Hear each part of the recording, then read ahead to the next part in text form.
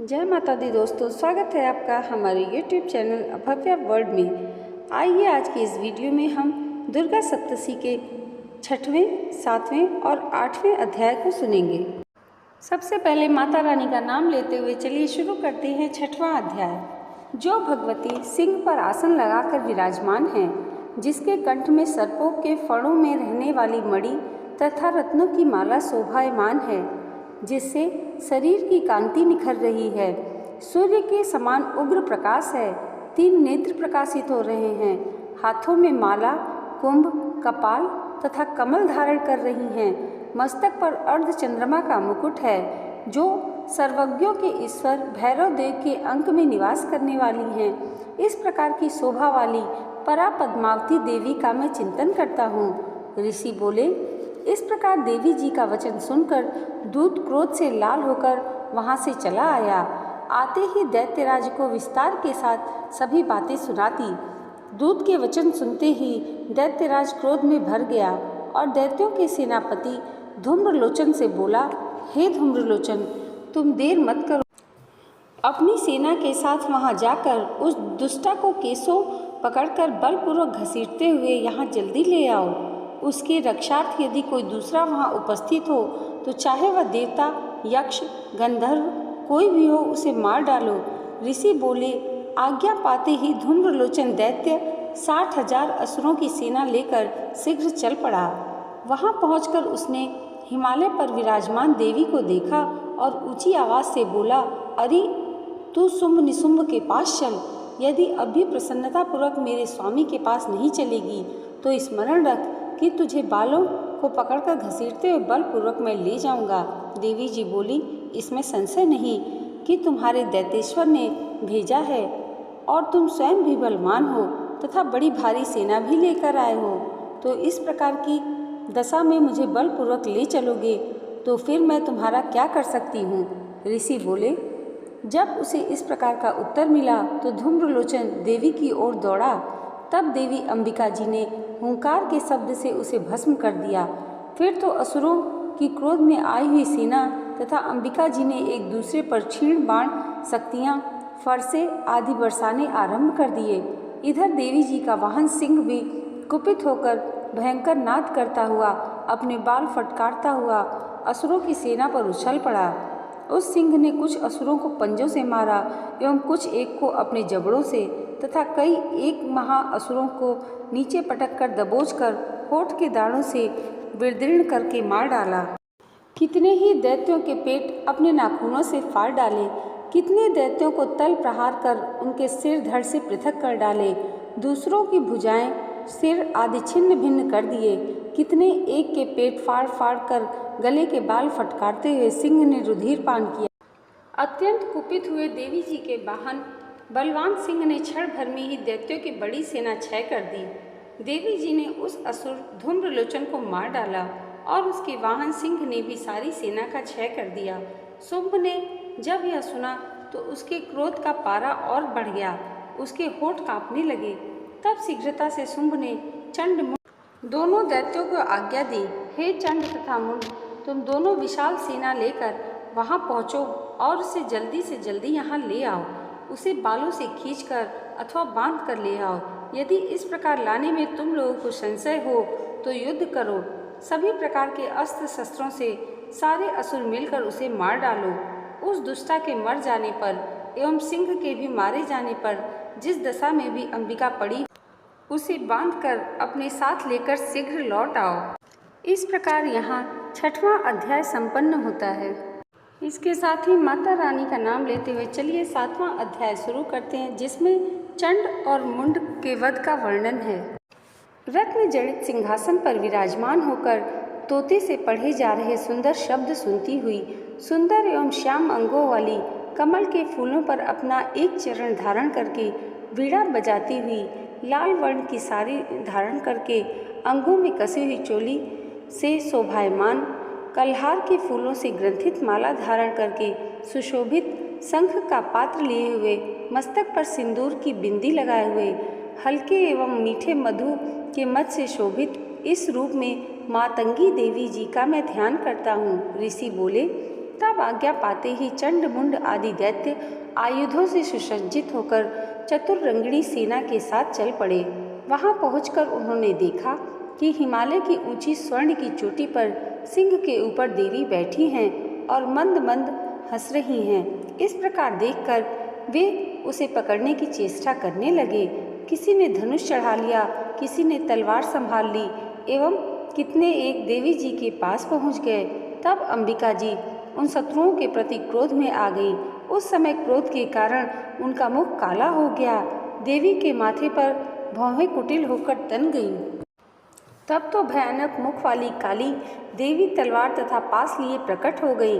उस समय उन्होंने अद्भुत खड्वाग धारण किया हुआ था, नरमुंड माला से शोभित थी, चीते के चर्म की साड़ी पहने थी, शरीर का मांस सूखा दिखाई देता था और अत्यंत भयानक रूप था। उन्होंने मुख को विस्तार से खोल रखा था। लपलपाती हुई जिह्वा और भी भयानक थी, धसी हुई लाल लाल आंखें थीं, गर्जना से सभी दिशाओं को भर दिया था। तब वे बड़े वेग से दैत्य सेना पर टूट पड़ी, बड़े बड़े असुरों को मारती हुई उनका भक्षण करने लगी। दैत्य सेना के पार्श्व रक्षकों को, अंकुशधारियों को, महावत तथा योद्धाओं को, घंटों के साथ कितने ही हाथियों को एक ही हाथ से पकड़कर मुंह में डालने लगी। इसी प्रकार योद्धाओं को घोड़ों के साथ रथों को एवं सारथियों को भी मुंह में डाल डालकर अत्यंत भयानक रूप से दांतों से उन्हें चबाती जाती थी। किसी के केस पकड़ लेती तो किसी की गर्दन दबा डालती, किसी को पैरों से दबोच देती तो किसी को छाती से धकेलकर मार डालती। वे असुरों के द्वारा छोड़े हुए अस्त्रों को मुंह से पकड़ती जाती और दांतों से पीसती जाती थी। काली जी ने इस प्रकार बलवान दुरात्मा असुरों की वह सेना कुचल डाली, भक्षण कर डाली, कितने एक असुरों को मार पीट दिया। देवी ने कुछ एक तलवार से काट गिराए, कुछ एक खड्गार से पीट दिए गए और कुछ एक दांतों से कुचल दिए। क्षण भर में असुरों की वह सारी सेना मार पीट कर गिरा दी। यह देखकर चंड उन भयानक काली देवी की ओर दौड़ा। इधर महाअसुर मुंड ने भी महाभयानक बाणों की वर्षा की एवं सहस्त्रों चलाए हुए वक्रों द्वारा उस भयानक आंखों वाली देवी को ढांप दिया। वे अनेक चक्र देवी के मुख में प्रवेश करते हुए इस प्रकार दिखाई देने लगे जैसे बहुत से सूर्य बिंब बादलों के पेट में समाते जा रहे हों। तब तो जिसे भयानक मुंह के भीतर जिनका देख सकना भी कठिन था, ऐसे दांतों के प्रकाश से दमकती हुई अत्यंत क्रोध में अचानक भयानक गर्जना करती हुई वह काली देवी भीषण अट्टहास करने लगी। हा करती हुई बहुत बड़ी तलवार लिए हुए वह देवी चंड पर कूद पड़ी। उसे बालों से पकड़कर उसी तलवार से छंड दंड कर सिर काट दिया। तब चंड को इस प्रकार मारा गया देखकर मुंड देवी की ओर दौड़ पड़ा। कुपिता काली ने तलवार से उसे भी मारकर पृथ्वी पर गिरा दिया। चंड तथा महाबली मुंड को मरा हुआ देखकर और सेना का नाश भी देखकर बची कुची सेना भयभीत होकर इधर उधर भाग गई। इसके अनंतर काली ने चंड तथा मुंड के सिर हाथ में ले लिए। फिर भयानक अट्टहास करती हुई चंडिका के पास पहुंचकर बोली, मैंने यह चंड और मुंड नामी महापशु आपकी भेंट चढ़ा दिए। जब तो यह युद्ध यज्ञ में शुंभ निशुंभ का आप स्वयं ही वध करना। ऋषि बोले, अपने सम्मुख लाए गए मुंड महाअसुरों को देखकर कल्याणी चंडिका देवी काली से ललित वचन बोली, हे देवी कालिके, चूँकि तुम चंड मुंड को लेकर मेरे पास चली आई हो, इस कारण लोक में चामुंडा नाम से तुम्हारी ख्याति होगी। जय माँ चामुंडा देवी। यहाँ पर 7वां अध्याय संपन्न होता है। माता रानी का नाम लेते हुए चलिए 8वां अध्याय प्रारंभ करते हैं, जिसमें रक्त बीज के वध का वर्णन है। जो लाल वर्ण वाली हैं, जिनकी आंखों से दया लहर रही है, जिन्होंने हाथ में पास, अंकुश, बाण और धनुष उठाया है, अणिमा आदि सिद्धि रूपी किरणों से जो आवृत हैं, इस प्रकार की भवानी देवी की मैं भावना करता हूँ। ऋषि बोले, चंड तथा मुंड दोनों दैत्यों के मारे जाने पर एवं बहुत सी सेना के क्षय हो जाने पर असुर राज महाप्रतापी शुंभ के चित्त में भारी क्रोध पैदा हो गया। उसने सभी दैत्यों की सेना को युद्ध के लिए आज्ञा दे दी। उसने कहा, आज उदायुध नामक 86 सेनापति अपनी सारी सेना को साथ लेकर चले। कंबू नामक 84 सेनापति भी अपनी सेना के साथ युद्ध के लिए निकलें और मेरी आज्ञा से 50 करोड़ वीर्य कुल के असुर तथा 100 धौम्र कुल से सेनापति सेनाओं के साथ कूच करें। मेरी आज्ञा से कालिक, मौर्य, द्रौहाद, कालकेय आदि अन्य सभी असुर तैयार होकर शीघ्र ही प्रस्थान करें। भयंकर शासन करने वाले असुर राज शुंभ ने इस प्रकार आज्ञा देकर स्वयं भी सहस्त्रों विपुल सेनाओं के साथ प्रस्थान कर दिया। जब चंडिका जी ने देखा कि इस और भयानक सेना एक साथ लेकर शुंभ आ रहा है, तब उन्होंने अपने धनुष की टंकार करके पृथ्वी आकाश के मध्य भाग को गूंजा दिया। हे राजन, उस समय उनके वाहन सिंह ने भी बड़ी गर्जना की। फिर अंबिका ने घंटा बजाकर उस गर्जना को और भी बढ़ा दिया। धनुष की टंकार, सिंह की गर्जना एवं घंटे के नाद से सभी दिशाओं के गूंज जाने पर भयानक शब्दों से काली जी ने भी अपना मुंह खूब फैला दिया और गर्जना की। उस शब्द को सुनकर दैत्य सेनाओं ने चारों ओर से आकर देवी सिंह तथा काली को क्रोध के साथ घेर लिया। इसी अवसर पर हे राजन, दैत्यों के नाश के लिए तथा देवताओं की वृद्धि के लिए अत्यंत बल एवं पराक्रम से संपन्न होकर ब्रह्मा, विष्णु, महेश, कार्तिक, स्वामी, इंद्र आदि देवों की शक्तियाँ उन्हीं उन्हीं के शरीरों से निकलकर उन्हीं उन्हीं रूपों से चंडिका के पास आ गई। जिस देवता का जो रूप जैसे भूषण तथा वाहन है, उन्हीं उन्हीं वस्तुओं से संपन्न होकर वह देवता शक्ति रूप धारण कर दैत्यों के साथ युद्ध करने आ गई। ब्रह्मा जी की शक्ति, जिसे ब्राह्मणी कहा जाता है, वह हंसों से जुते हुए विमान पर आरूढ़ थी। अक्ष, सूत्र, कमंडलू से शोभित थी। सबसे प्रथम उपस्थित हुए महेश्वर की महेश्वरी शक्ति वृषभ पर विराजमान सुंदर त्रिशूल धारण किए, महासर्पों के कंकड़ धारण किए, मस्तक पर चंद्र रेखा शोभित किए हुए आई। कार्तिक स्वामी की शक्ति हाथ में शक्ति लिए सुंदर मोर पर आरूढ़ गृह रूपण कौमारी अंबिका शक्ति दैत्यों से युद्ध करने आई। वैसे ही विष्णु की शक्ति गरुड़ पर सवार होकर शंख, चक्र, गदा, शार्क एवं खंग हाथों में लिए वैष्णवी शक्ति आ गई। यज्ञ वाराह का विचित्र रूप धारण करने वाले विष्णु की वाराह शक्ति वैसा ही शरीर धारण करके वहां आई। नृसिंह जी के समान शरीर को धारण किए गर्दन के बालों के फटकारने से आकाश के तारों को बिखेरते हुए नरसिंह शक्ति वहां आ पहुंची। इंद्र की शक्ति इंद्र के समान रूप वाली 1000 नेत्र धारण किए वज्र हाथ में लेकर ऐरावत गजराज पर आरूढ़ होकर वहां आ गई। तब उन देव शक्तियों से घिरे हुए शंकर जी ने चंडिका से कहा, मेरी प्रसन्नता के लिए शीघ्र से शीघ्र इन असुरों का संहार करो। तब देवी के शरीर से अत्यंत भयानक सैकड़ों गीदड़ियों की भांति हूँ नाद करती हुई बड़ी उग्र चंडिका शक्ति प्रकट हो गई। तब उस अपराजिता देवी ने धुएं जैसी जटा वाले शिव से कहा, हे भगवान, आप दूत बनकर शुंभ निशुंभ के पास जाएं।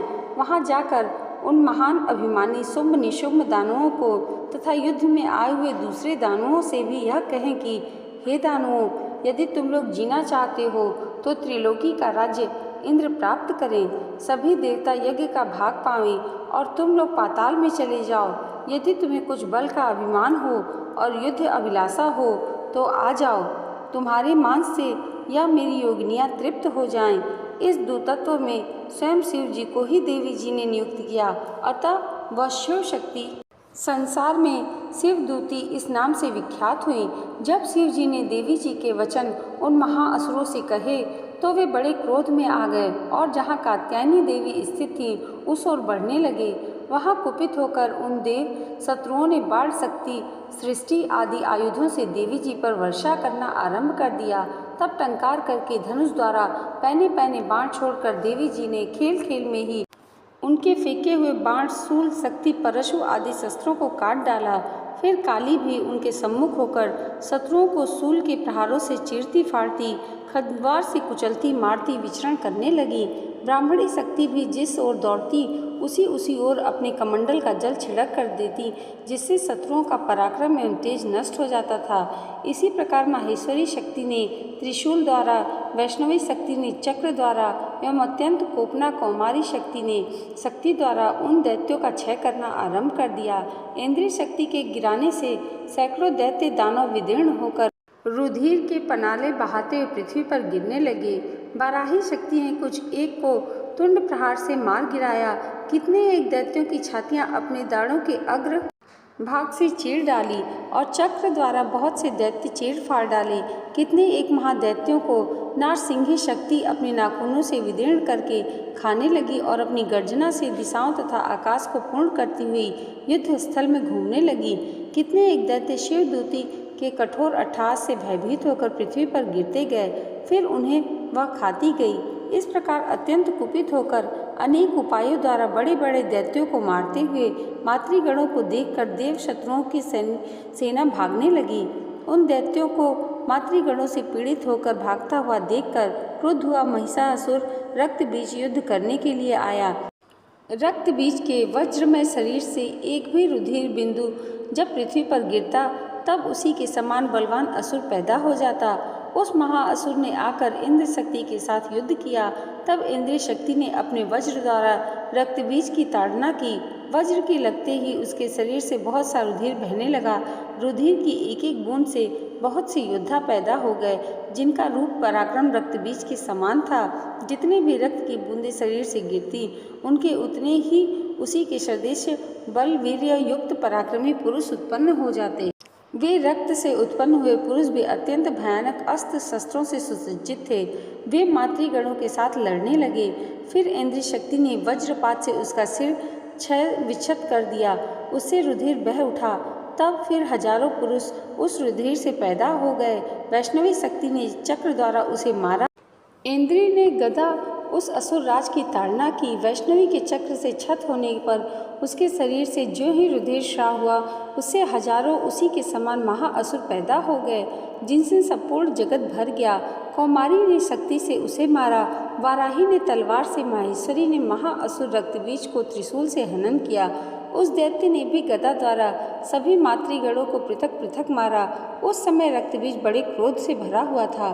शक्ति शूल आदि आयुधों से कई बार क्षत विक्षत होने पर उसके शरीर से रक्तस्राव होकर पृथ्वी पर गिरते ही सैकड़ों असुर उत्पन्न होने लगे। दैत्य के रुधिर से उत्पन्न उन असुरों से सारा जगत व्याप्त हो गया। तब तो देवता अत्यंत भयभीत हो गए।